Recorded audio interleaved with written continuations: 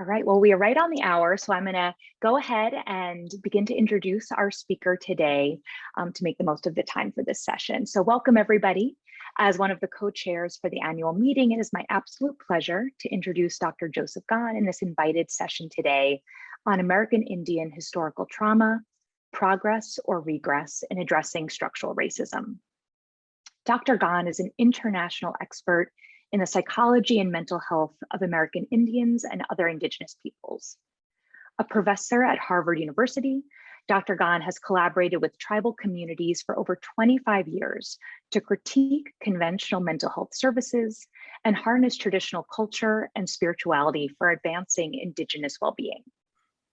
He's published more than 85 scientific articles and chapters and received recognition in this field through several fellowships and career awards, including a year-long residency at the Center for Advanced Study in the Behavioral Sciences at Stanford University. A graduate of Harvard College and the University of Illinois, Dr. Gahn also trained at Dartmouth College and McLean Hospital Harvard Medical School. He's currently a fellow of the Association for Psychological Science and of 7 divisions of the American Psychological Association. An enrolled member of the Aani-Grovant tribal nation of Montana, he also served briefly as the Chief Administrative Officer for the Fort Belknap Indian Reservation.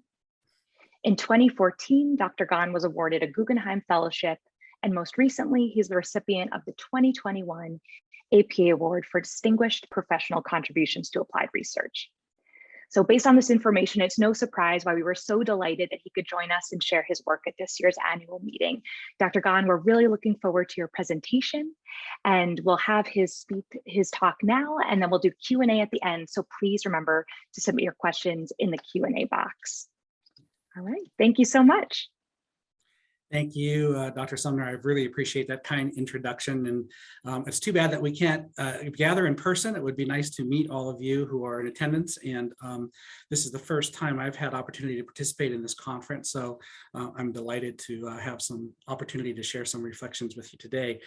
As you know, the title of my talk is American Indian Historical Trauma, Progress or Regress in Addressing Structural Racism. I'm going to share my screen so that we can go through some slides together, and we'll go ahead and get underway here.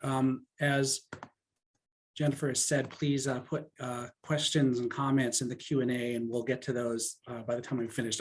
My goal is to talk to you for 45, probably no more than 50 minutes for sure today. So we'll have ample time, I think, for some exchange when I'm done. Let me start by telling you that I'm talking today from Bozeman, Montana, where I'm on sabbatical this year. And it's increasingly common in spaces like this conference and in other academic spaces to do an acknowledgement of land and Indigenous peoples. And the challenge of doing that in Bozeman is that there were a lot of peoples in this area. In fact, by the Treaty of 1855, it was a common hunting area. So I'll just acknowledge that there are a lot of tribes in Montana and Wyoming who use this area here today. Let me say too that I am a psychologist by training, but really an interdisciplinary social scientist. I've been appointed in departments like human development, psychology, Native American studies, anthropology, and in the medical school. So I bring to share with you today a series of perspectives that are born of interdisciplinary engagement. So let's start today with providing this overview about Indigenous historical trauma. I'm really going to talk about American Indians and Alaska Natives today, although you'll recognize that some of what we cover extends and expands and has been taken up and taken on by Indigenous peoples in other parts of the world as well. As American Indian and Alaska Native people, we are the surviving descendants of Indigenous peoples here in North America.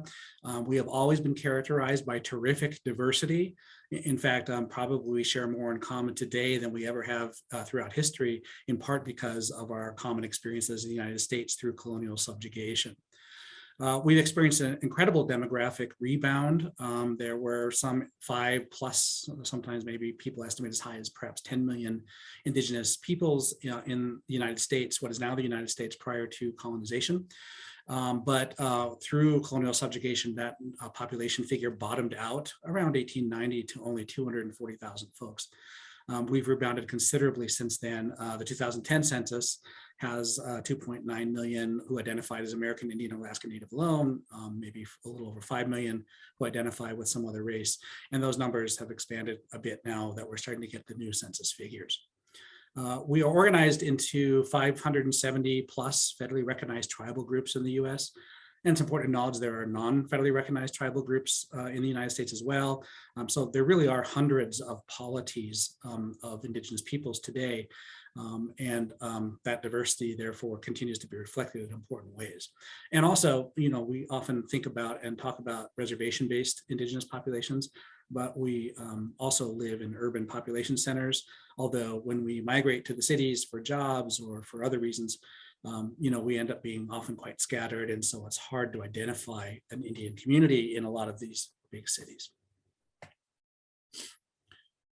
The foundation of what I have to say today is that American Indian Alaska Native folks are colonized peoples. That is, that we have been subject to violent dispossession of our lands and territories and resources.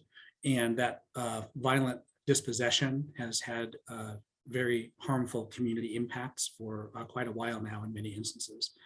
And these community impacts that have been so deleterious to our peoples are expressed and channeled through what we recognize as mental health disparities or mental health inequities. Today in our communities, it's usually things like suicide, trauma, addiction, and so on. And what's important for me to try to unpack for you today is that, of course, there are stock standard professional ways of thinking and talking about this distress and this legacy.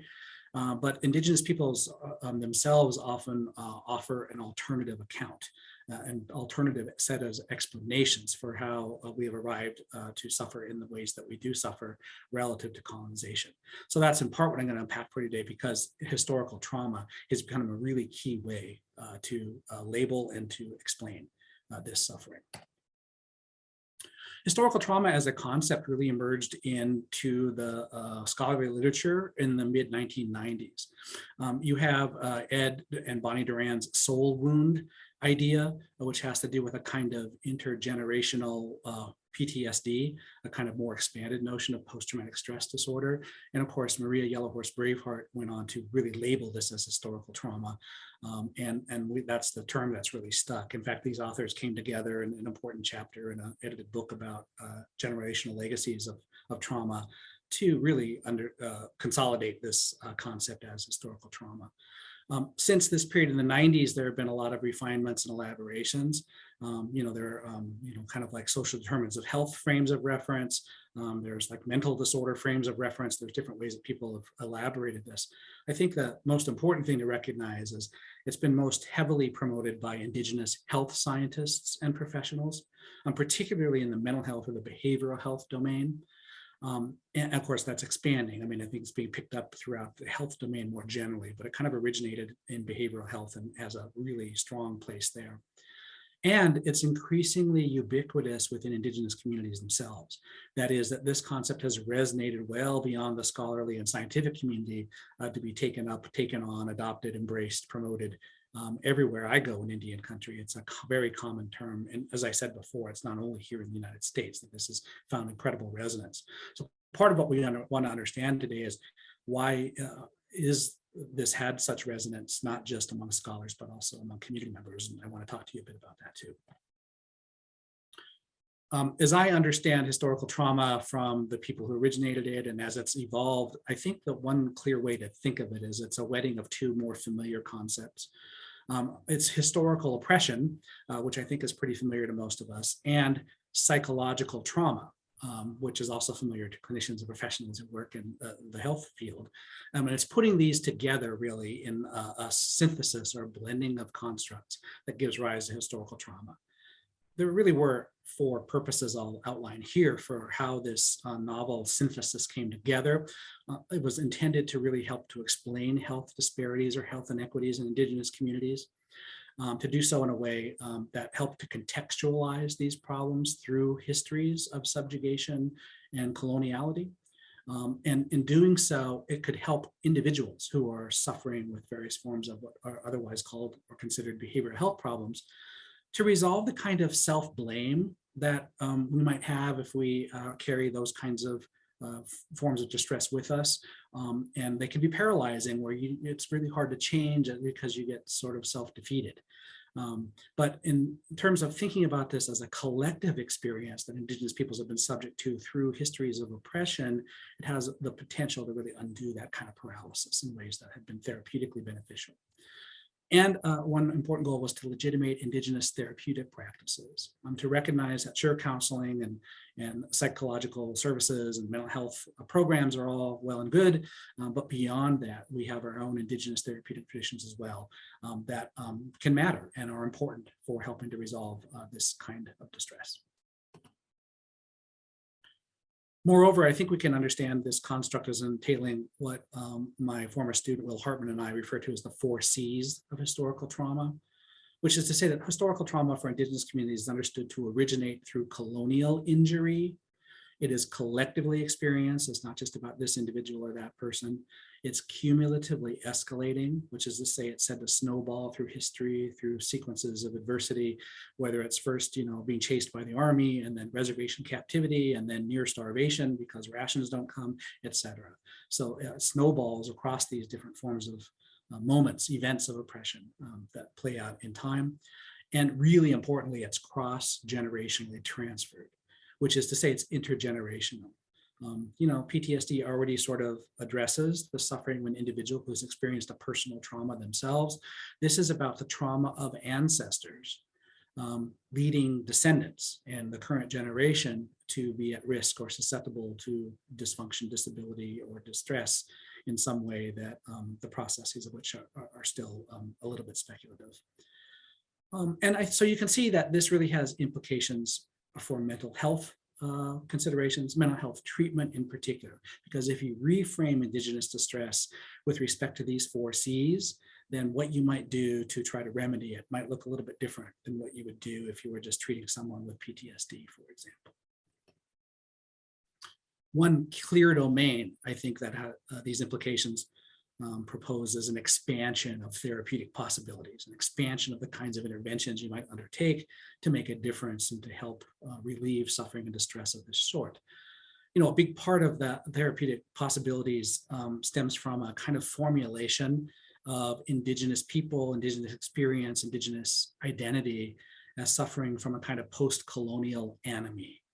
Anomie, as you might know, means no law or no norms, a lack of understanding who you are, what your purpose in life is, where you belong, what you're supposed to do. And almost every one of these alternative Indigenous therapeutic approaches to remedying addiction, say, grapples with identity and with the damage to identity that's been done through the colonization that we've experienced. And so reclaiming cultural identities, robust cultural identities that are continuous with the Indigenous past is a really key component of any of these expansive therapeutic possibilities. It also entails a return to, an embrace of, a reclamation of, a revitalization of Indigenous traditional practices. Those can be cultural, spiritual, ceremonial practices, or even overt healing practices, with the idea, I think, that the sacred, that the spiritual, that health and well-being and flourishing and thriving in life is fundamentally a religious endeavor. And so returning to these Indigenous traditional practices is what can recover and reclaim life in all of its forms and shapes, which really drives out distress and disability and suffering and poverty and those sorts of things. So religious notions undergird this return to Indigenous traditional practices. And I think it drives the claim that I see everywhere I go in Indian country, that our culture is our treatment. People often resist or are not impressed by the latest, greatest evidence-based practice or empirically supported treatments that are rolled out by science and professional practice. Instead, people are interested in looking back to recover, reclaim, and revitalize, cultural traditions, and that those are understood to be therapeutically beneficial in their own right on their own terms. So culture as treatment is one way that this expansion of therapeutic possibilities gets languaged in response.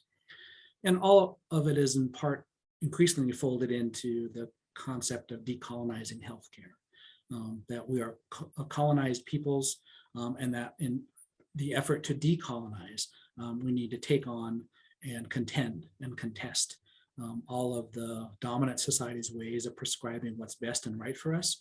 And so this in some ways is a resistance to, a kind of biological psychiatry, which, dominates so much of what happens in mental health.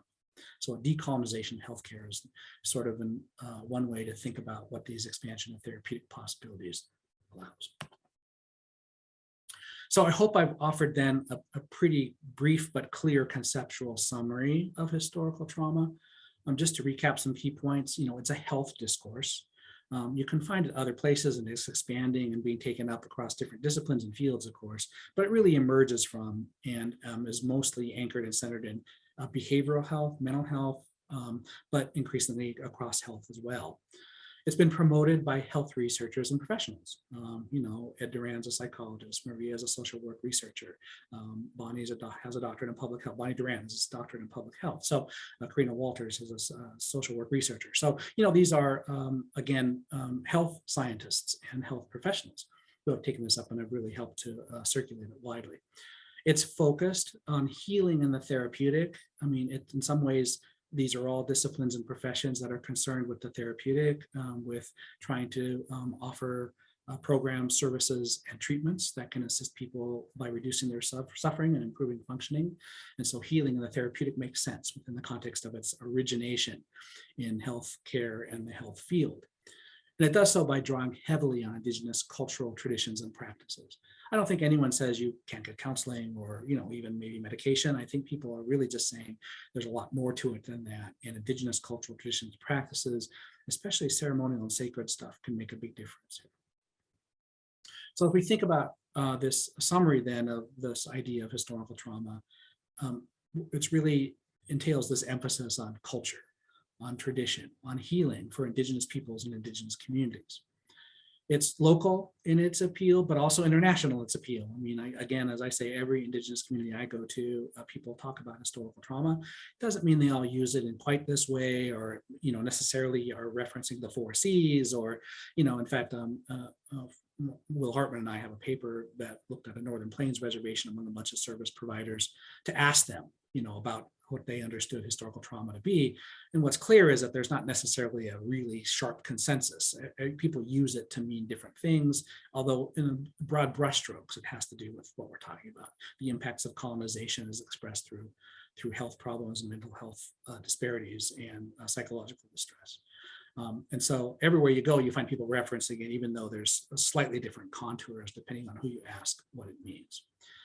And it anchors, I would contend, what I refer to as an alternative mental health discourse, a way of thinking and talking about mental health problems in Indigenous communities that is not psychiatric or not professional particularly, but instead which kind of contests and recasts what we take to be the stock professional approach to mental health problems. And in fact, I refer to this as an alternative Indigenous science. It's native and Indigenous, so that's why I have that. But science, as I've written it here, refers to 2 things. Psi, P-S-Y, refers to the psi fields or the psi disciplines of psychology, psychiatry, psychotherapy, psychoanalysis. These are the, modern counseling traditions that arose, with Freud and throughout much of the 20th century that, formulate these kinds of problems in particular ways. And by referring to it as a science, I'm trying to call attention to the fact that unlike, SCIENCE science of the sort where we imagine, or at least might default to, the idea that science discovers these universal principles that hold for all time, a science of this sort is recognizing that there's definitely a kind of authorized knowledge that gets produced through this sort of technology and technical approach to thinking about human suffering. But that science is historically contingent. It depends on assumptions and orientations from particular cultural worldviews. So I'm calling attention to the science in the sense that it's a kind of collection or domain of authorized knowledge that itself is open to recognition of the fact that it may not be universal. It may be the way things are understood from a particular vantage point at a particular time in history. So that's why I refer to this as an alternative Indigenous science, to call attention to those domains. And really there are 4 domains that I think are contested and recasted when it comes to comparisons and contrasts with professional understandings of mental health problems. Those domains are distress, well-being, treatment, and evaluation. So let's start with the stress. A common way that mental health professionals, of course, draw on the American Psychiatric Association's Diagnostic and Statistical Manual of Mental Disorders, the DSM, which has some 300 disorders with criteria. Well, I don't think this Indigenous approach really puts too much stock in that and is too concerned about that. It's really much less interested in mental disorders, but really interested in historical trauma and the way that I just unpacked it and the way I just kind of offer a bit of an explanation for where it comes from and what it means. So it's, and again, historical trauma is contextualized, it's orienting in colonial subjugation. So it has this important distinction, which I think is what makes it appeal. When it comes to well-being, I think it's important to acknowledge that, for the mental health professions, well-being is not always clearly defined. We're more concerned with problems and symptoms and functioning and how to restore those things. And so well-being becomes sort of a tacit or implicit understanding or expectation, but it's important to try to unpack that a little bit. And one way, I'd say one way, because there are more than one way, but one way that well-being is conceived in some parts of the United States is what we might refer to as neoliberal individualism. This has to do with the belief that market economies are what make for efficient, ideal approaches to solving societal problems. And so neoliberal individualism is this construal of the self as an autonomous self that's pursuing wealth, happiness, and well-being through the markets. There's an idea here of the kind of autonomous individual who's a free agent who's trying to maximize their own well-being over time by charting their path through society that's heavily market-driven. But what I would offer in contrast to that is in Indigenous communities, the kinds of selfhood that prevail just as a default. I mean, human beings are capable of different kinds of self-construals and self performances. And so I don't mean to say that Indigenous people are all one way or can only be this way, but I'm just saying that as a default, especially for more traditionally oriented folks from our communities, selfhood tends to be a lot more relational. It's the self in relation to others. Your identity in part is a function of the family you're from. And Indigenous identity itself extends to non-human persons, whether it's spirit beings or animals or the lands even around you. So there's a kind of selfhood that would characterize well-being for this subset of our population who's more traditional oriented that really contrasts pretty markedly with neoliberal individualism. When it comes to treatment, the interventions are quite different as well. So I already mentioned that whenever the latest, greatest empirically supported treatment or scientifically vetted interventions rolled out, gatekeepers and professionals in our communities often say, well, maybe we don't need that. Our culture is our treatment. And in part, they're indexing the interest in reclaiming and revitalizing Indigenous traditional healing.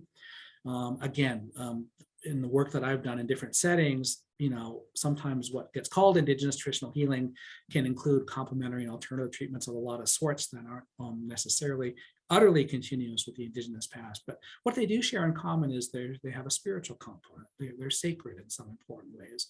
And that gets back to this really deep-seated, important religious understanding of what it means to be well and what it means to suffer and how one can be restored from suffering to well-being, which again, I think Indigenous traditional healing tries to capture because almost all of our healing traditions are sacred rather than secular. Finally, when it comes to evaluation, as you all know, there's a great deal of interest and energy and investment in trying to vet treatments in terms of offering confidence that they produce outcomes in consistent, reliable ways. And science is the way this often gets done through randomized controlled trials or quasi-experiments. And that's how empirically supported treatments get designed and developed. Again, in Indian country and other Indigenous communities I've been to, there's a little less interest in scientific outcome assessment. In fact, I often encounter a bit of impatience with the idea that so much money is going to be spent on these evaluative efforts. because often what people will say instead is, we already know what works for our communities. We know what works. We just need the resources to be able to undertake the kinds of approaches that we know can help people. And I think that this alternative claim, in some ways, a little bit of resistance to science and a little more faith or confidence in we are knowing what to do, comes back to what we might refer to as indigenous ways of knowing. Indigenous epistemologies, indigenous research methodologies have been developed in the field of Native studies, in particular indigenous studies, and it's finding a foothold in health fields to a certain degree as well. Indigenous ways of knowing, I would say the most important point is that for these kinds of traditional epistemological orientations, suggest to you that the highest, most confidence-inducing form of knowledge is personal experience. This is why elders are so venerated for their knowledge, because they've had long, long lives with lots of personal experience. And so when a person says, well, here's my experience, and tells you a story of how something happened for them, how it benefited them, that might be the sort of key and signature approach to vetting whether something might be helpful and useful to you if you hear someone talking about that. So the terms of evaluation as a domain are different as well. And I think it does in part come back to these indigenous ways of knowing, or can be traced to that. And in occasions, I think this shift from a focus on evidence-based practice in the professions to what indigenous communities articulate on behalf of, say, traditional approaches, therapeutic indigenous endeavors, as practice-based evidence, that we know this works from personal experience and we don't need science for it. So I'm just trying to lay out for you this alternative indigenous science that I think is anchored by historical trauma, but that reflects a kind of consolidated approach that has aspects of all across all these domains that differ in important ways from psychiatry and from the health professions more generally, and that contest and recast key ideas here. Now, one thing I wanted to do with former students was to try to look at the literature, research literature, try to see how has historical trauma been assessed so far and what are its health impacts that have been able to be described. And so we undertook a systematic review, which, as you know, was a very prescribed way of reviewing literature to try to find out in a comprehensive fashion what is known about a particular domain. So we undertook this systematic review of statistically analyzed empirical research studies that drew on indigenous samples from either the US or Canada, and that were designed to explore or at least report associations between historical trauma and health outcomes. And we didn't want to omit stuff because it might be a little odd or formulating something in a little unusual way. We want to be very inclusive. So we had pretty broad criteria with which to conduct this review to identify these studies. Now, this work was done in 2018. No, 2016 maybe. So, all systematic reviews are historically contingent, which is to say they happen in a moment in time. And if you did it today, you would find more studies. Probably in the short time since we did this, there's not going to be major findings that have transformed how we think about this, but at least you want to know and understand that it's always evolving. Using these broad criteria to undertake a review of this literature, we identified 32 empirical articles, and really were able to categorize this literature into 3 different bins. One bin had to do with what we refer to as historical loss studies. There were 19 of these, so they're the most prevalent kind of study. There was also a bin we called residential school ancestry studies, featuring 11 articles. And then there were some other studies. Let me just tell you briefly about what these bins mean. The historical loss studies were studies that employed the historical loss scale developed by Les Whitbeck and colleagues, which basically include 2 surveys. One asks, how often do you think about different historical losses? And it lists, 10 historical losses or so. And Indigenous people are invited to mark, I think about those every day, or I never think of them, on a like scale. How often do you think about those things? And then there's an associated symptom scale that's then asked in which, when you do think of those things, how often do you feel? Angry, sad, those sorts of things. So historical losses and associated symptoms put together, you can tally those up. And then you can take those measures and statistically correlate them regress them or use an ANOVA to find out how they map on to health outcomes, especially, potentially bad health outcomes.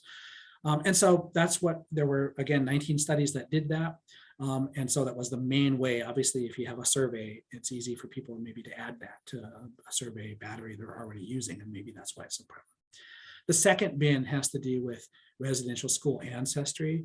These almost all come from Canada. And people like Amy Bombay have been leading the charge in trying to find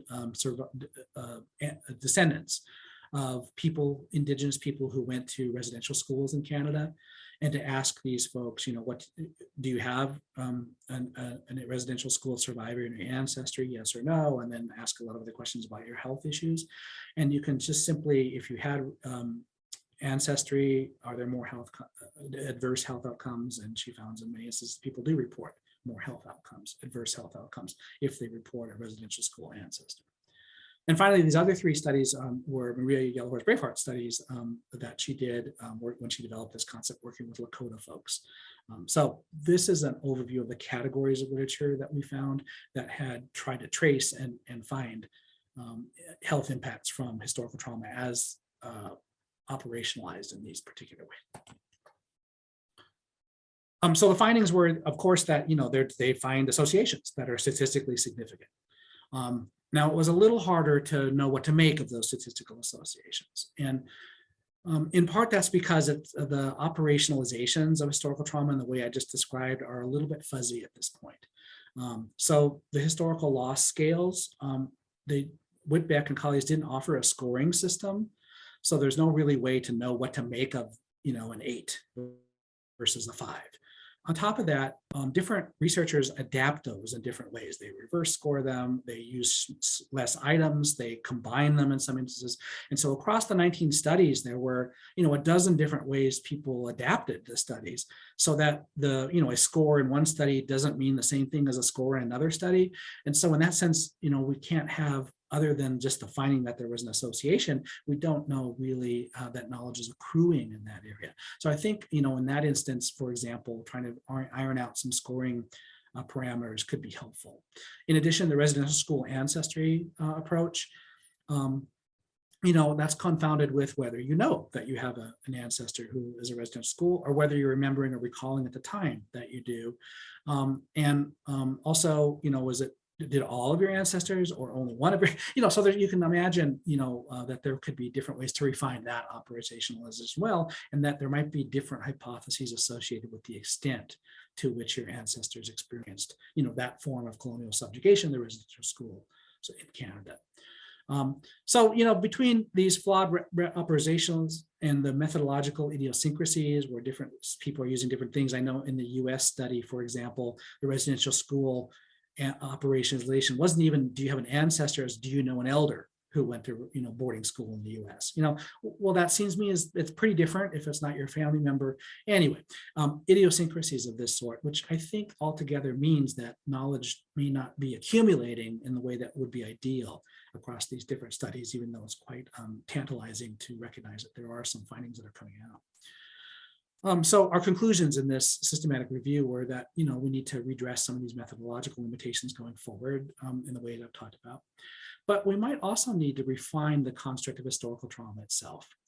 And what we really settled on in part in this was trying to grapple with the difference between literal usage of historical trauma as, if you will, a social determinant of health, that ancestors experience suffering and that they pass something along or something down to their descendants that is causal in nature and that one can try to isolate and track, which is a scientific endeavor. It takes it quite literally. You would want to be able to disentangle, post hoc kinds of meaning making from literal causality in some creative ways if you're interested in really understanding this literal aspect of historical trauma in research. Versus a more figurative usage. And the figurative usage idea comes from an Ojibwe historian named Brenda Child, who's an expert on boarding school experiences of Indian youth in the United States throughout history. And she points out in a really important paper that there's a sense in which the boarding schools have become a metaphor. in Indigenous communities here in the States, that people refer to the boarding schools in a monolithic sense that, that is the colonial subjugation that we experienced. But what she points out is in her research now, where she looks at tons of letters of families writing back and forth to kids in boarding schools and so on, that the true picture, if you look at the history and the evidence, is that boarding school experiences were variable. There certainly were some kids in boarding schools who suffered horribly and were abused and all the things we know. There were other kids who liked school and found good things, and of course a huge mix in between, some bad, some good. The point is that there was no singular Indigenous boarding school experience among Indian youth, according to her research, and the research of other people who study this stuff. And yet, when we talk about the boarding schools, it's a metonym, if you will. It's a symbol that stands in for colonial subjugation. So she's pointing out that the boarding school is a metaphor for colonial subjugation more generally. And the question we asked in this paper near the end was whether or not historical trauma is also a figurative use to capture and tap into colonial subjugation, irrespective of whether or not you could truly track cause and effect from ancestors to descendants in the way that if you were taking it seriously as a scientific construct, you might be inclined to do. So that's a really important a point I want to unpack a little bit as well. If it is figurative usage, which is, to tell you, frankly, I kind of think it probably is more about using historical trauma in that more symbolic way. That I think that one reason why we can account for its rise and its circulation and its resonance everywhere is I think that historical trauma in some ways is a novel foundation for claims making. A novel foundation for claims making. So let me tell you what I mean by that. We didn't always have the idea of psychological trauma. Psychological trauma arose in Great Britain in the 1860s when steam locomotive and railroads were starting to proliferate. And of course, once you have locomotives at high speed carrying huge tons of people and freight around on tracks, you have accidents, collisions, trains wreck, and they collide with each other. And so there would be a train collision and people would stumble off the trains and they would have all kinds of symptoms of, what might have been like brain damage, like concussion and other kinds of scarier things. Or often they had these symptoms, and there's a long list of symptoms, like 20 symptoms, things we don't really talk about today, like photophobia and palpitations and unsteady gait and things like this, that were a puzzle for medicine at the time. They didn't know whether these were like physiological damage to the body and the brain, or whether they were psychological. And so this is where the idea of trauma, not just being physical injury, but of being psychic injury sort of was invented and came about.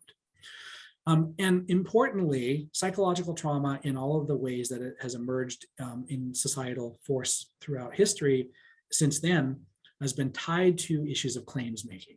So people who are in a train collision and stumble off the trains and have these symptoms, are appealing to the train company to offer reparations, to pay damages. And someone has to try to determine, well, okay, is it physical? Is it psychological? If it's psychological, what does that mean? Are we liable for that? So there was a claims making process built into it. Similarly, when PTSD entered the DSM-3 in 1980, this was about Vietnam veterans returning from a very terrible and unpopular war that the US waged in Vietnam. And, that's about claims making, because if you could be said to suffer from PTSD in this way, then you can get disability. So anytime you've been victimized or harmed, psychological trauma becomes one way to try to attest, to try to verify and certify that you are really deserving or warranting of some kind of recompense or reparation or restitution. And my point is not to say that that's a bad thing. My point is to say that psychological trauma has always been caught up in that stuff. And so historical trauma, I would propose in light of that history, helps to harness this function by psychologizing the oppression of Indigenous peoples. Land dispossession and military conquest and reservation captivity and forced starvation and coercive assimilated boarding schools and on and on and on. The forms of oppression that our peoples have suffered, in historical trauma really are psychologized in a way to try to talk about the harm and the legacy and the psychological impact of these historical experiences. And this sense of an intergenerational psychic injury then provides a justification for damages and repair. Now, Indian people have been advocating and agitating for justice for a very long time. And so this call for damages, reparations, however we want to word it, is not new at all. But I think what is new is that historical trauma could be read as affording a novel rhetorical strategy for these longstanding demands by Indigenous peoples for remedy and redress. And the idea here, I think, is that we use language. We could talk about whatever language we use to capture oppression, oppressive histories, and the realities of the ways government policy and violent dispossession impacted our peoples. You use certain words, certain phrases, certain clauses, and they kind of wear out over time. They don't have the same impact. People are not responsive to them in the way you're not being heard by using these older terms that are they become too familiar, they become mundane. And so in this effort to get attention to injustice and to call for justice, one has to kind of be about reinventing language and reinventing concepts and terminology in a way that will better and more effectively call for people's attention for purposes of justice. And that's what I mean when I say historical trauma affords a novel rhetorical strategy. I think for the past 25 years, it's been an instance in which we can call more attention to the legacy of subjugation and coloniality and call for redress and repair on those grounds than the language that we had before that. Well, all of that might be well and good. The question I also raise with all of my audiences when talking about historical trauma is what unforeseen consequences might there be? So we can see some very positive advantages to adopting, embracing, and promoting historical trauma when it comes to Indigenous experiences. I also think, though, that there are some pitfalls.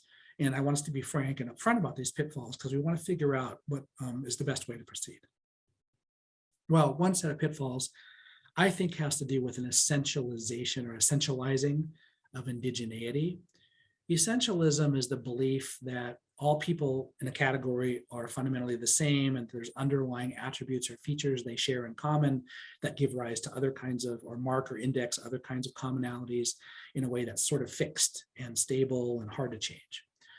And when we see, again, in figurative terms, I would say, when we see references to Indigenous people and historical trauma, it tends to be all Indigenous people suffer from historical trauma, end of sentence.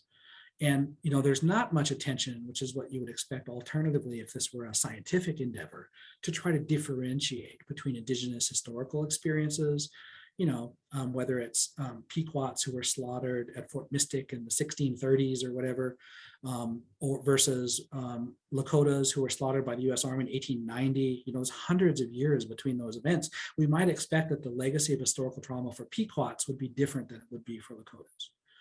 Or we might expect that descendants of people who actually survived a massacre would have a different experience than descendants of people who only heard about the massacre or who had relatives who were, so you could imagine ways that you would differentiate how historical trauma affects individual Indian people, but that's really almost never discussed. It's not even considered. It's not talked about. It's not of interest, I don't think. And to me, that reinforces the idea this is more figurative language about the colonial legacy than scientific language about trying to disentangle cause and effect historically.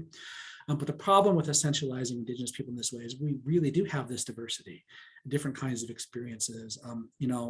I come from a people who never fought the US Army. Our experience with the United States is a little bit different than people who were slaughtered by the US Army, for example. And I think preserving some attention to that diversity can be useful. Particularly in terms of how the ancestral suffering is said to impact current generations, historical trauma tends to biologize suffering. The key way that this gets formulated today is through epigenetics, epigenetic inheritance, ancestors down to descendants. And so the suggestion here is that there are biological mechanisms that could be identified that might explain how, the survivors of Wounded Knees, great-great-grandchildren would now be more at risk for mental health problems, that there's something passed down in this biologized way. The challenge with biologizing suffering is that it can be stigmatizing. So, we decided at some point that it's probably better to explain that people with psychotic illness, for example, suffer from brain disease. And the idea and the hope that this would reduce stigma. But studies indicate that this doesn't reduce stigma, it actually increases stigma, that society looks at people who are said to be brain damaged in this way and actually has less hope and confidence and faith and trust in their ability to, be an integrated part of society in the way that we hope. So biologizing suffering can actually be a trap. That can, if we're trying to make claims for greater self-determination, self-governance, and so on, if we at the same time are saying we all suffer from historical trauma, we've all been biologically harmed through these epigenetic processes, it might be working at cross purposes there. Finally, I think that historical trauma runs the risk of medicalizing the social. I told you I think this is fundamentally about psychologizing oppression. I'm not sure psychologizing oppression is the best thing to do.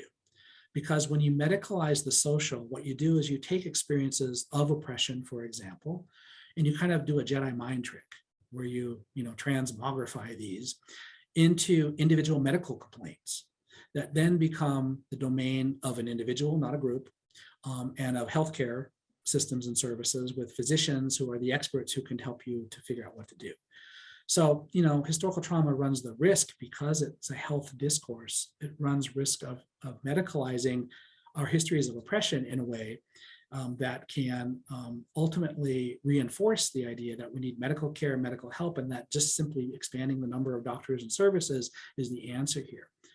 But what I want to suggest is that there's a real difference between pursuing healing or pursuing recovery in this way that medicalized systems might provide, and pursuing justice, which may have nothing whatever to do with harms and damages and deficits and dysfunctions, but it has a lot to do with restoring of relationships and remedy and repair for past wrongs.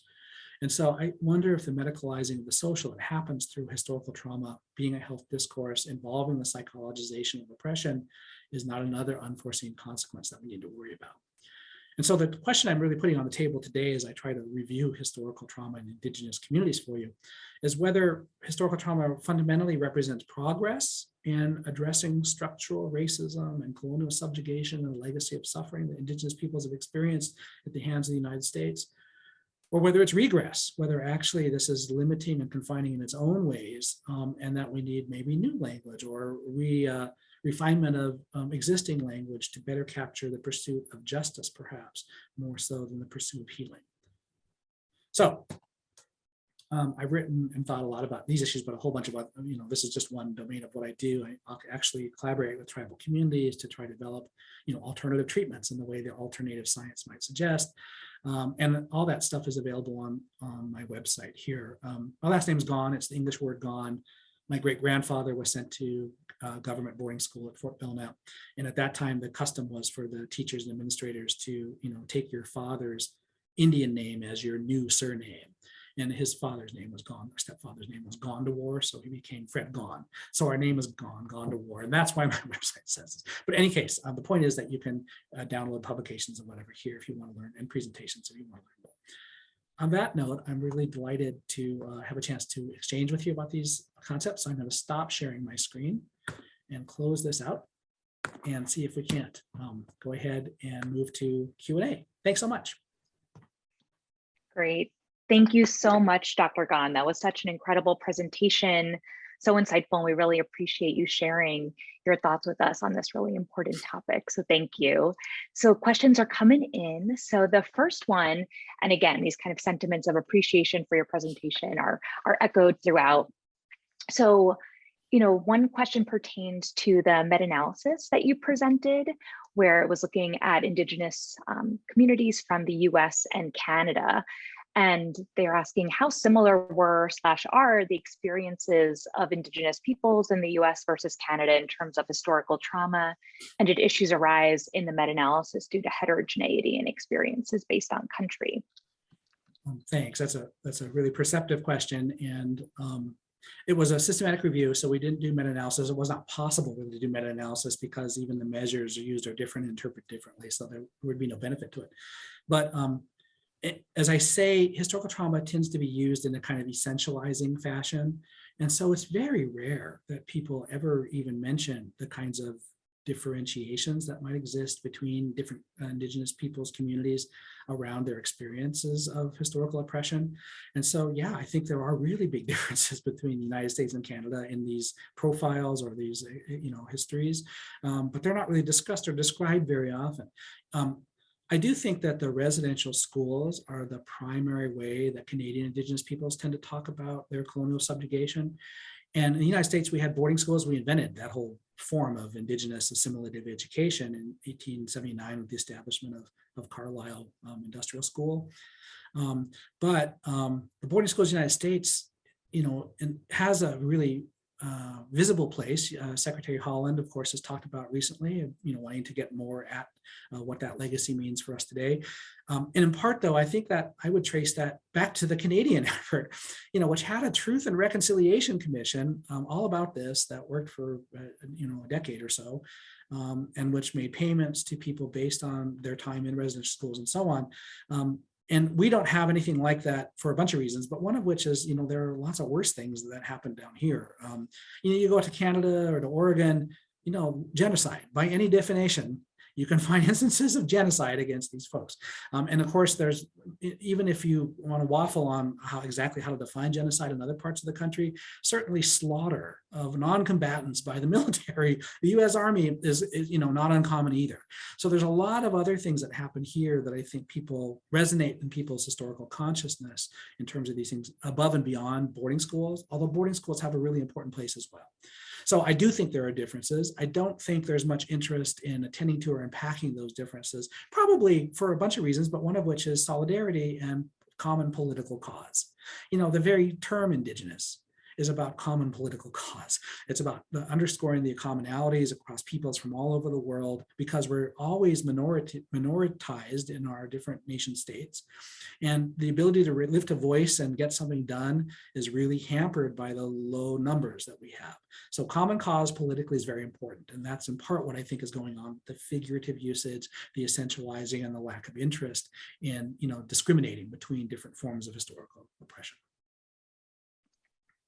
Great, thanks so much for that answer.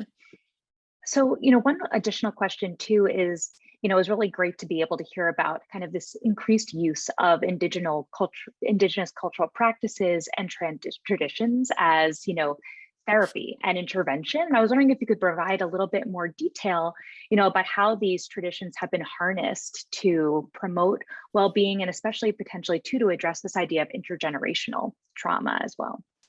Yeah. Well, one thing to note is that in the United States, tribal governments are able, since the mid-70s, to take over federal programs and services for their communities and to administer them themselves with federal dollars. It's called contracting. And then there's an even more expansive possibility, if you meet criteria, you can, take over the entire, not just a program and service here, but the entire health system and administer it yourself, self-governance it's referred to.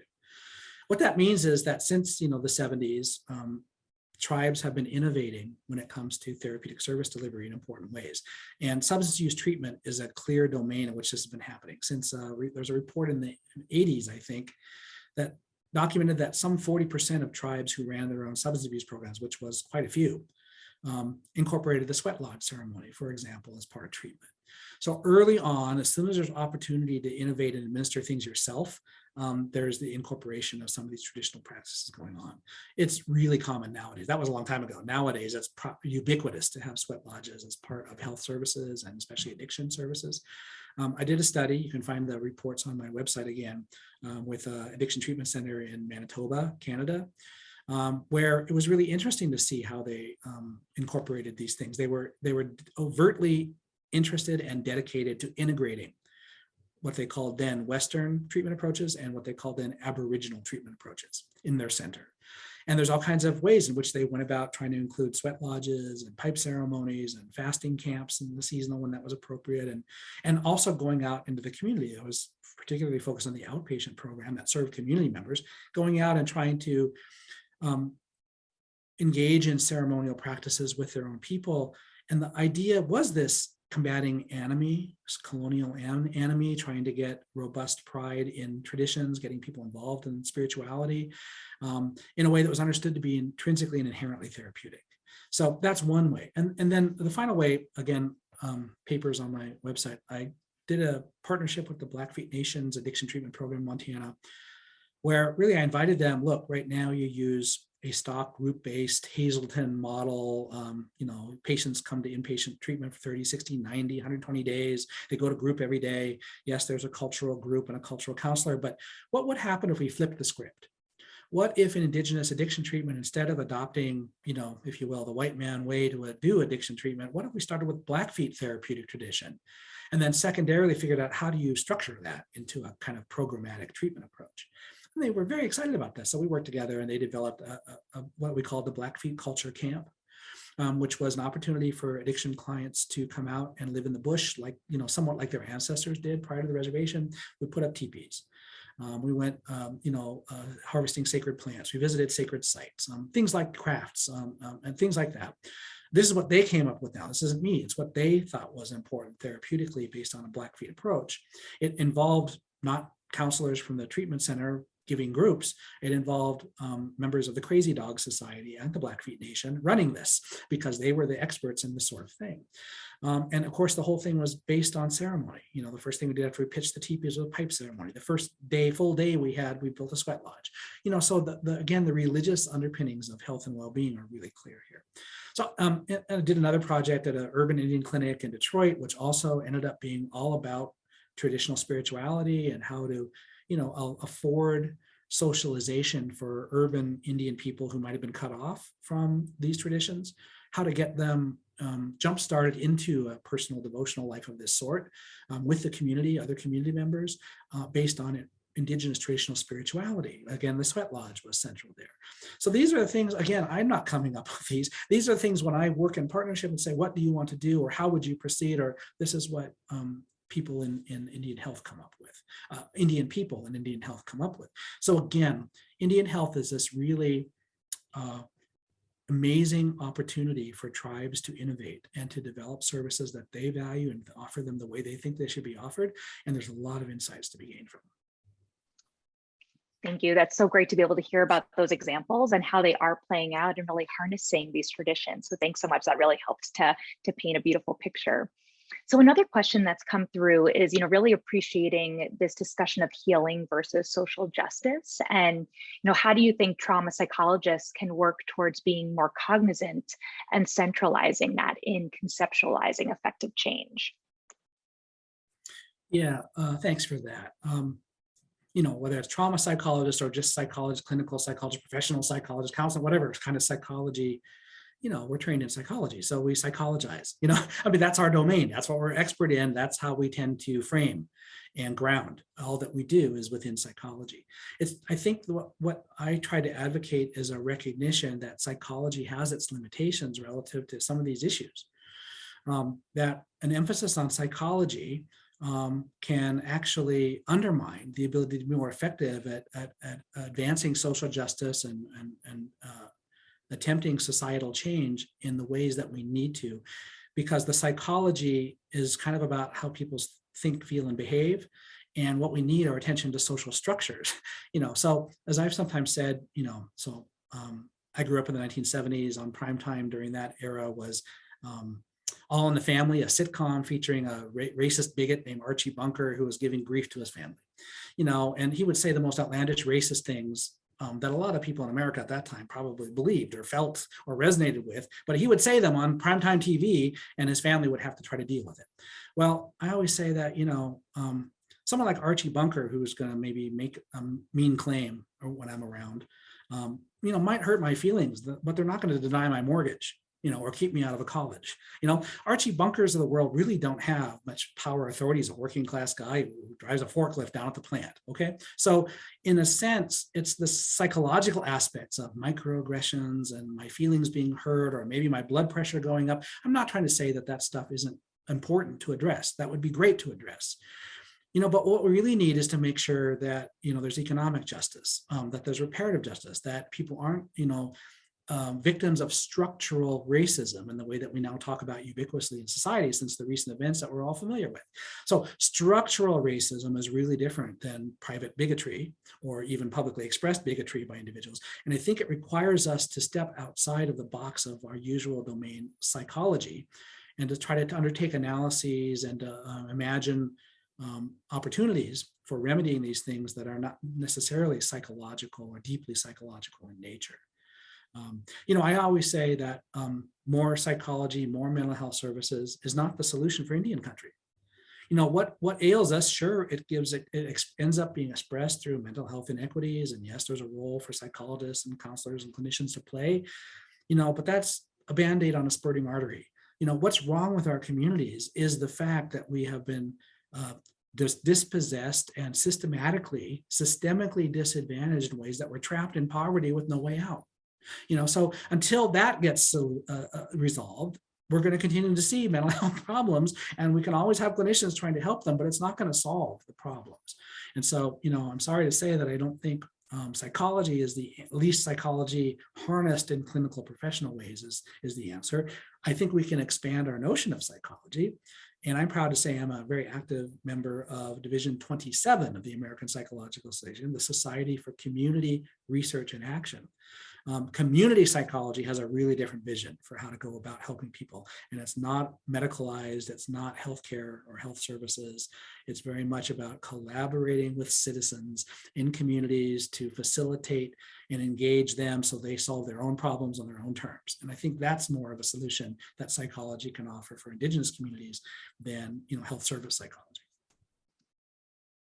Yeah, I think that's a really good point, and one that definitely resonates with the theme, of this year's annual meeting for sure. So we have another question coming in from one of our attendees currently in Canada. So, she was kind of following up on some of the concerns you were discussing about comparing Canada and the US, but could you maybe speak a little bit more to the current environment in Canada with respect to the current settler awakening in Canada because of the TRC and findings of grays at Kamloops and Cowesses that are creating ongoing cues and reminders of trauma and distress in individuals and communities? Is that different? It's creating both pros and cons for the community she serves in Ontario. Well, that's really interesting. And I'd love to hear, if you have a chance, maybe put something in the Q&A about the cons, because I'm curious about that myself. I do think a lot of it is good. The attention is good. So, and I'm speaking of that as an American, so because in the United States, Indigenous peoples are just so invisible, hyper invisible, it's funny because it's not just numbers, it's other stuff going on. Part of it is that the fraught racial dynamic in the United States is a black-white dynamic. And so when Americans think and talk and engage about racism, they don't think Indians, they think Black people, African-American people. And that's for histories of slavery and all that. And there are a lot more Black people than there are Indian people in America, et cetera. So there's reasons for that. But in Canada, of course, the so-called problem minority is not African-American people, it's Indigenous people, so there's a different relationship there, which means that your issues and attentions in Canada get so much more coverage and visibility than is true in the United States. And what that means recently is when, whether it's Kamloops or the residential school, the TRC, all of that stuff, first of all, it's even possible for those things to happen in a way that I'm not optimistic they will happen in the United States, ever. Second of all, when they do happen, they circulate, they cross the border, come on down, and then we take them up because they become opportunities for us to try retain visibility, claims making, and those sorts of things.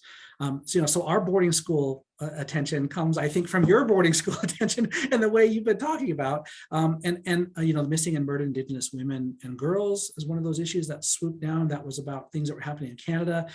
I really don't know the figures in the United States to what degree it's I don't think it is exactly similar. I think it's a little different.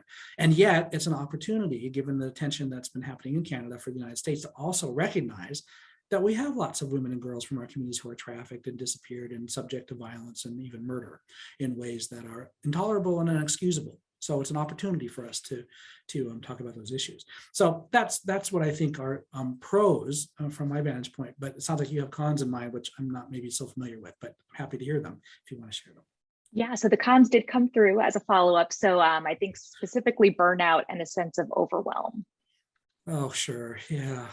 That's endemic to Indigenous life, isn't it? How do any of us in any of the work that we do try to,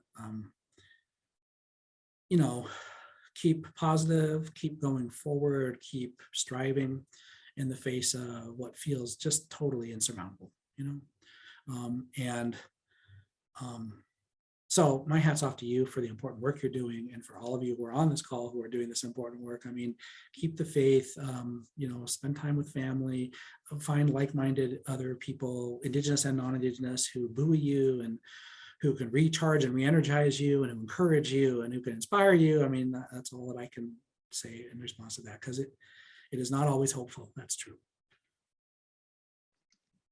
Thank you. And then an additional question comes from someone who's a non-native psychologist who works frequently with Native clients. And this person's aware that for many of the clients they see, boarding school was a traumatic experience. At the same time, for younger clients, they often hear that boarding school was a great experience and a chance to have community with other Native students within Pueblo tribe nation and outside of Pueblo Tribe Nation. So in an effort not to presuppose a client's personal experience of boarding school, do you have any suggestions for inquiring about boarding school experiences in a culturally sensitive way? Yeah, I mean, this is great. And this is one of those differentiations between the United States and Canada, I think, around the schooling experiences.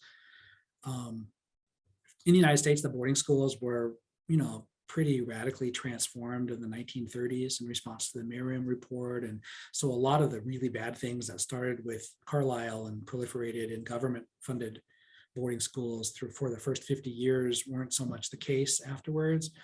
A lot of my parents, my relatives, my aunts and uncles went to like Flandreau, which is a boarding school run by the BAE in South Dakota.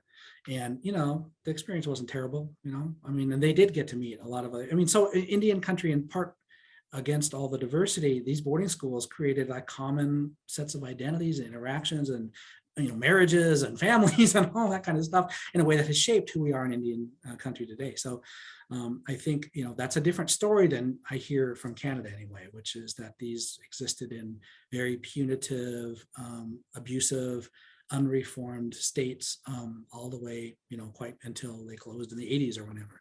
So that's I don't know their history as well as they do, but in that sense I think that's one example of differentiation. And that's why probably as a therapist you encounter people who say they love boarding school versus maybe some older people who talked about abuses, or still some people I'm sure have bad experiences in boarding school even today, some and there are abusive people. If you read about prestigious prep schools on the East Coast, the abusive teachers get there and hurt kids, so part of the problem is anytime you're dealing with kids, you have to look out for these people. But, I think I even wonder if it's necessary to inquire and just if it comes up, okay, or if there's something that seems like it could make it relevant, then to ask. But I don't know that I would assume that is a huge signature for people suffering today, especially if they're, think about the reform happened in the 30s. That's a long time ago. Now, of course, people, like I said, still might have bad experiences. But anyway, those are some thoughts. Great, thank you. Also, going back to this idea of culture as treatment, it's a really powerful point. And, one question comes up of, are there any differences in generations in terms of how much that message maybe resonates, with them within Indigenous communities? Or, what do you see any sort of differences there from a generational perspective? I think there are definite generational differences, but again, the specificity of those differences probably is best anchored to particular communities. We had an anthropologist named Loretta Fowler who came out to Fort Belknap and did a study of my own people, an ethno-historical study, which is a blend of anthropology and history, in the 80s, late 70s and 80s. She wrote a book, and part of this, first of all, I admire this book a great deal. I think it captured a lot, and a lot of it's historical, with careful record review and that kind of thing. But one thing she documented was this huge generation gap between the elder generation, which would have been my grandparents' generation, and what she called the youth generation, which would have been my parents' generation. And this was again in the 80s. So, my grandma, Bertha Gone Snow, she believed that Gros ways were gone, that we were Catholics now, that the supreme being or God maybe wanted us to convert to Catholicism, and that's why all our sacred ceremonial practices that were most distinctive to us were no longer in practice from her parents' generation, that her parents gave those up, in part because they wanted younger generations to do better in the white world. So think of all the ways that people navigate and negotiate colonial subjugation and the kind of hard decisions you have to make. Well, this is the decision that our community made, and my grandma was convinced. Grow-out ways are gone. The people who claim to be medicine people today are hucksters. They're complete frauds. She was not that high thinking about the American Indian movement and some of their ways they went about resistance. But you look at my parents' generation, you get a different take. I mean, I think that those folks think, yeah, there are ways that are continuously grown that persist today. And we may be more proud of AIM. My dad, sponsored a gathering of AIM people on his land, in the 1970s. So that's an example of a generational difference, which can lead to a lot of conflict, between generations. People have to navigate that in their own families, and which have really different takes on what therapeutic possibilities there might be from a return to sacred spiritual practices and traditions. And so, I think that like my grandma passed at 98 some years ago now, so that generation is not with us so much anymore. And I think the generations that are with us that are becoming elders now are like my dad, who have more hope and expectation that traditional approaches matter here. So, it's always in motion. Right? It's always changing, evolving, being reformed and revised. And but I appreciate that comment because the diversity matters a lot. I should say that, the alternative Indigenous science I've described with differences in terms of, distress, well-being, treatment, and evaluation, that's not for everyone in our communities. We have born-again Christians in our communities who think that traditional practices are of the devil. We have diversity, just like any human community in the modern world has a lot of diversity. So in some ways, you're trying to be careful about who you're working with and try to understand where they're coming from and try to meet them where they're at. You want all this, I think, as background, to be able to call on and to be able to deploy when it's relevant. But you can never assume, as the person is noting, that just because your client is Indigenous, they're this way or that way. You have to find out. That's such a great point. There's no kind of like one size fits all model that you could just basically apply, but you can really, take into consideration all these other factors and how they could be, at work. Thank you.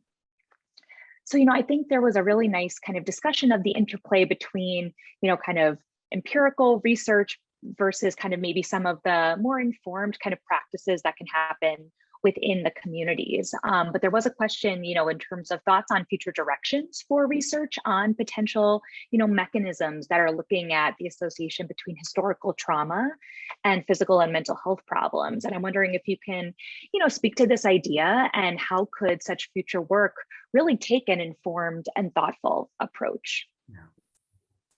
Well, thank you. I mean, these are great questions.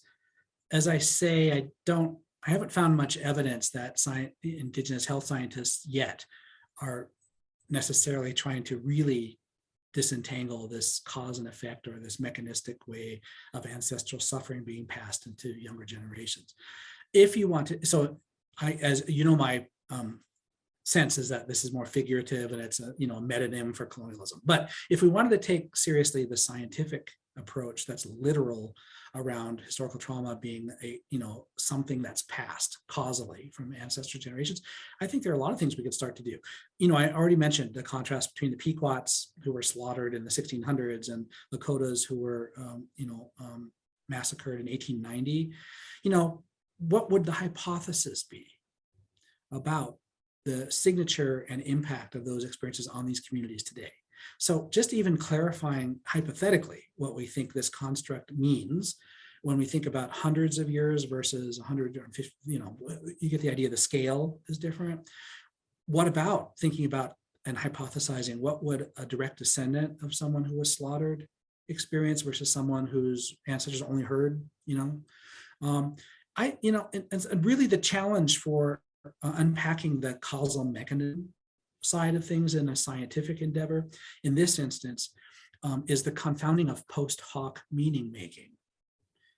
Actually, post-traumatic stress disorder has the same challenge. This was pointed out by, at least by, an anthropologist back 30 years ago when PTSD, more than 30 years ago, when treatment was just coming online. Alan Young, in The Harmony of Illusions, went into treatment and really tried to understand how treatment was unfolding and what PTSD was meaning and how psychiatry was grappling with it.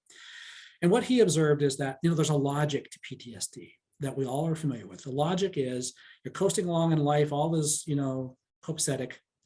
Some terrible thing happens to you and you have eruption of symptoms, the memories and all of the stuff that we know about PTSD that kind of compromises your functioning. And until you get treatment and intervene, whether it's the latest, greatest empirically supported treatments, I was on the APA task force to develop a guideline for the treatment of adults with PTSD. So, those are important things to have. But you get something like that, and then you can return back to normal functioning. You can overcome symptoms. That's the logic of PTSD and its treatment. But what Alan pointed out is that in reality, a patient arrives to get help from a doctor or a therapist, and they have symptoms. That's what brought them to get help. And then once you try to figure out what those symptoms might come from, you get a reconstruction of past history from a patient that says, I experienced these terrible things. And then you get a meaning-making function that attributes the current symptoms to that past history that the patient reports. What Alan Young is pointing out is that unless you do prospective studies with large groups longitudinally, there's no way to disaggregate whether it's cause and effect or whether it's post hoc meaning making and attribution. And that's going to be especially true for a concept like historical trauma, which is now not just talking about earlier in my own life that I can at least report through memory. It's talking about generations ago of my ancestors who experienced something, sometimes ancestors whom I never knew or never met because they were dead by the time I was born. And now I'm trying to untangle cause and effect mechanisms versus post hoc meaning making in that context, and it's not really clear how to do it. Here's one way I'll suggest for one way that might be approached. As you know, lots of Indian people, Indian children were adopted transracially, especially up until the Indian Child Welfare Act in 1974. And the act arose because it was such a widespread practice of social workers, white social workers going into Indian households and saying, this can't possibly be a good environment because you're poor. And so removing your kids and sending them, whether it's adopted or put in foster care or what have you. So there are numbers of people who know they are Indian, but don't necessarily know what community they come from, or have never been around their native family and don't know anything about what it means to be Indian other than what they pick up living in a white household and white society as they grow up. These folks would be a fantastic sample to recruit for participation in this sort of study because they're ideally poised to help differentiate or disaggregate the cause and effect mechanisms, which presumably they're subject to without even knowing it, versus the post hoc meaning making, which they in many instances don't know anything about. They can't make post hoc because they don't have those connections, those ties, those understandings. So this is an example where by hypothesis, if you think ancestral suffering causally places young people at risk, then you would predict that these folks are more likely to suffer from mental health problems than a similar sample that hasn't been transracially adopted, and that would help to disentangle this cause and effect mechanism thing versus the meaning making we do. That's going to be a hard study to do, but it's not impossible. So that's what I would suggest or recommend as one way to proceed relative to. But first of all, it comes back to what do you hypothesize the differences would be? And no one who studies historical trauma that I'm aware of even tries to hypothesize these differences.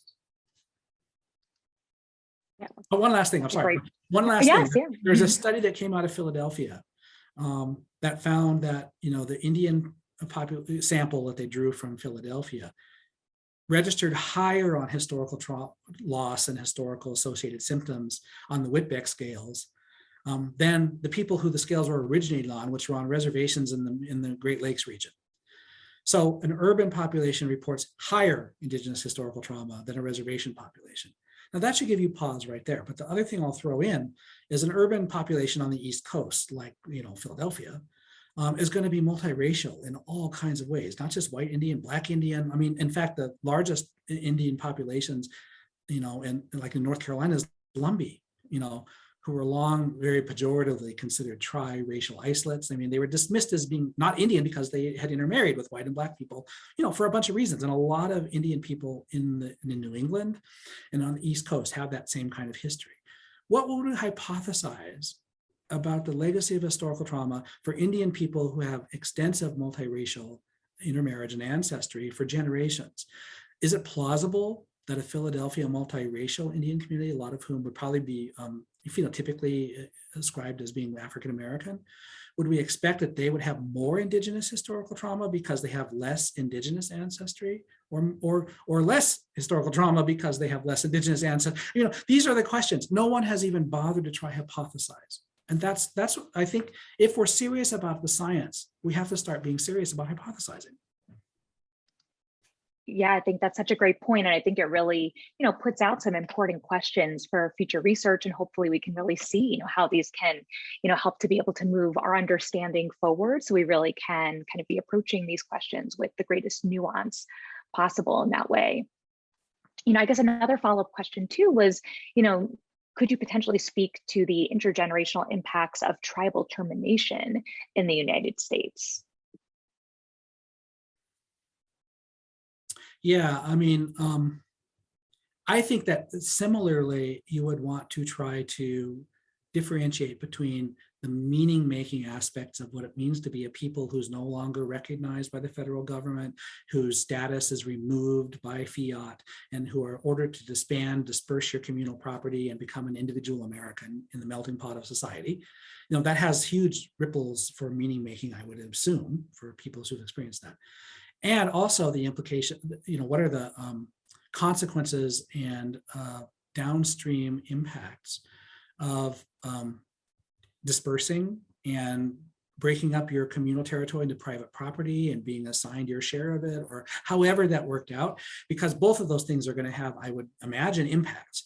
And we would need careful and clear hypotheses about what each of those different streams of impact looks like before we could do any science about it that would disaggregate or try to articulate what those distinctions are.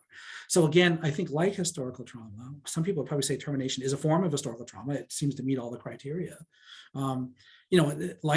Likewise, you would want to do some clear hypothesizing to get a sense for what you would expect the impacts to be so that you can actually then test them. Great, thank you. And so our next question really kind of pertains to the intersectionality or the intersection of the impact of coloniality and well-being in Indigenous communities. And so thinking kind of outside of policy or system changes that need to happen, can more research by Indigenous scholars inform these needed changes? And kind of maybe, what do you think these really could look like? Yeah, I mean, this is huge and insightful because there are things that are harder for non-Indigenous people to study. And that ranges all the way from the suspicion in Indian country toward research. I have a chapter I've written that overviews Indian research. And one of the things, especially if you think about the social sciences, health sciences, is that there is this history of research engagement in Indian and tribal communities that has been, exploitative. Sometimes, clearly unethical, like the Havasupai genetic data case that we're probably all familiar with. So there's overcoming this sensibility throughout Indian country that researchers are opportunistic and exploitative, and research is bad, not in our interest. And yet, if you go to the National Congress of American Indians Policy Research Center, who works with tribal leaders, there's a lot of things that need to be researched that tribal leaders want research about. So in part, it's a question, well, who could do this research and who could be trusted to do it, and what terms will need to be negotiated in order for it to get done. And Indigenous researchers are key, people who have ties and identities and families and presence and standing in communities that understand and are sensitive to these issues in a way that maybe non-Indigenous researchers aren't always. Although, because we're small in number, we always need non-Indigenous researchers to do this work too. And there continue to be. Although I think the shift that's happened in the course of my career is that this work has become a lot more participatory. It's just not going to work anymore for an outside researcher to come in and say, here's what I want to study, send me some subjects. and I'll let you know, we'll let you know if the grant gets funded. That doesn't happen very much anymore, and for good reason. So participatory engagement is really the way forward, even for non-Indigenous researchers, which means that tribal communities themselves are invited to weigh in on what are the research questions that are important and what are the methods that would be preferred and whether these measures are the right ones to do, and to make sure they own the data or at least have access and control over some aspect of the data locally. And, this again comes from Canada. The principle in terms of data is, it's called OCAP, OCAP. Ownership, control, access, possession of data is the kind of thing that Canadian Indigenous communities have insisted on. And so, what does that mean then if the federal government, which is to say the taxpayers of the United States, have funded health research in an Indian community, and the Indian community says, you're not getting access to our data, we're not going to share those with you, those are things that have to be negotiated, and they are, and they have been. So these are just some of the issues I think that Indigenous researchers, fortunately, I'm very most inspired these days by younger colleagues who are doing amazing work and who are growing in their careers. And, we're looking forward, I think, maybe to a golden age where we're going to have Indigenous researchers doing so much of this important engagement in ways that will really make a difference.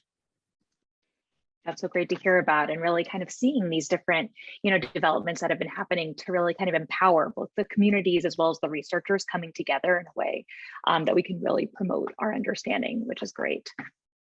I guess another question too, you spoke so thoughtfully about, kind of the unintended consequences at times of medicalizing these experiences, and how perhaps individuals within the healthcare community can sometimes, perhaps maybe, not always, be having the best consequences or the impacts of their actions, even though perhaps the intent is there. But I guess maybe can you summarize for those who are maybe, within the healthcare system or as working professionals, what might be some sort of do's or don'ts as well for, best working with these types of communities?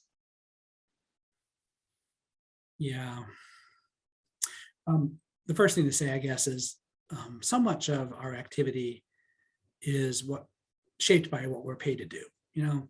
So if you make your living as a health service psychologist or a psychiatrist or a clinical social worker, and you depend on insurance reimbursement or a paycheck from a health service system for the number of hours of therapy you do, that's what you're going to do. And it's pretty hard within those constraints to be especially expansive and innovative.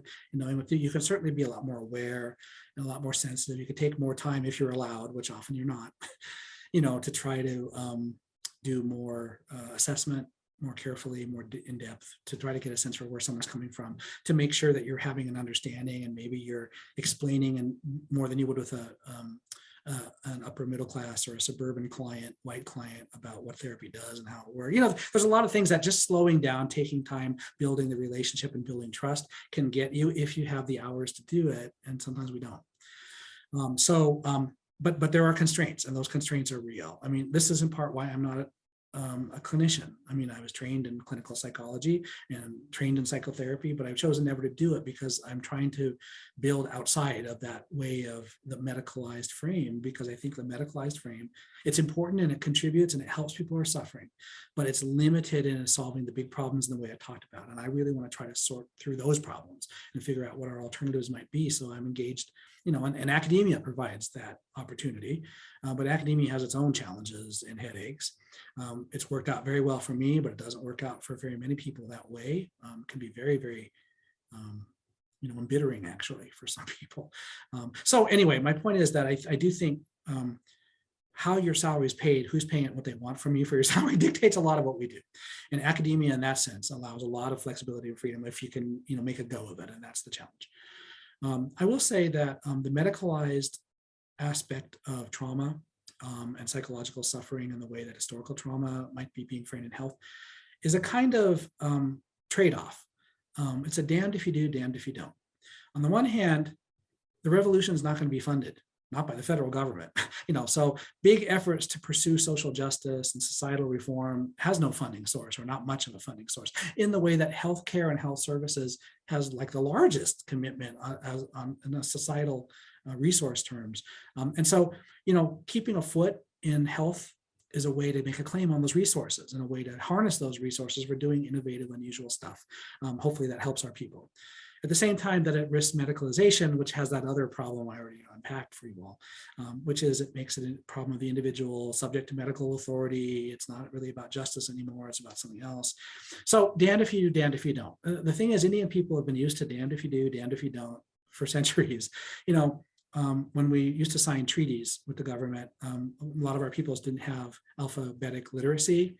So when they would sign the treaty, they would just make an X. It was called an X mark on the treaty. And then the treaty commissioner would write in there, this is from this individual, he made his X mark. Well, my colleague, a Ojibwe literature guy named Scott Lyons, who's from Leech Lake, wrote a whole book about these X marks as being not just about treaty signatures, but about the damned if you do, damned if you don't quality of being in the middle, indeterminate, kind of in between and ambiguous. And Indian life, modern Indian life is all about those indeterminacies and those ambiguities and damned if you do, damned if you don't. And so that's what historical trauma in part is about. When we invoke an index and attribute historical trauma, I would read it as an X mark. We're trying to hope something good can come from the fact that this legacy of oppression is hard to address and hard to engage, and we need resources to do it. And the resources are only available through health, which comes with these trade-offs. So those are some thoughts about that. Well, thank you, Dr. Gahn, for these such thoughtful, answers and for such a beautiful and inspiring presentation today. I know we all learned so much from your work, and we're really going to be taking this forward. So we're actually at the end of our time for this session. Thank you again to everybody who submitted questions. And it really was such a pleasure to be able to have you join us, albeit virtually, this year. Thank you so much. Thank you, folks. We'll see you another time, I hope. Bye-bye. Bye.